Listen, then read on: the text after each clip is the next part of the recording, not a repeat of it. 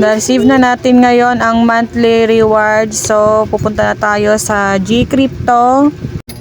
Yan, waiting pa, loading. Hihintayin natin siya. Ayan na yung pera na galing sa World App. So, sa market, isi-search natin yung WLD. Yan, pindutin na natin. Then, ayan, click nyo lang yung mata na yan. May kita nyo yung pera dyan na galing sa World App. Kailangan natin siyang i-sell. Yan. Sa crypto quantity muna tayo. Input the 3.264. Then, sell.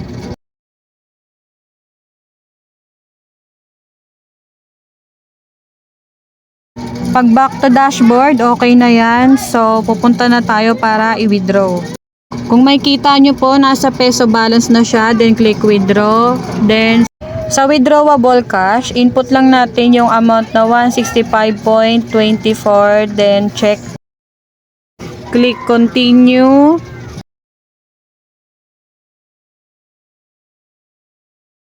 Ayan, dito na po ipapasa yung code natin na isi-send sa Gmail. Ayan.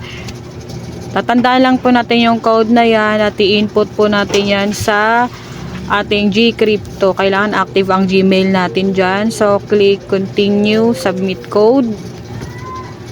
Okay na, back to crypto. Tapos, mawawala na yan sa peso balance dahil nandun na yan sa GCash. Yan, dumagdag na. Yun lang yung tatandaan mo.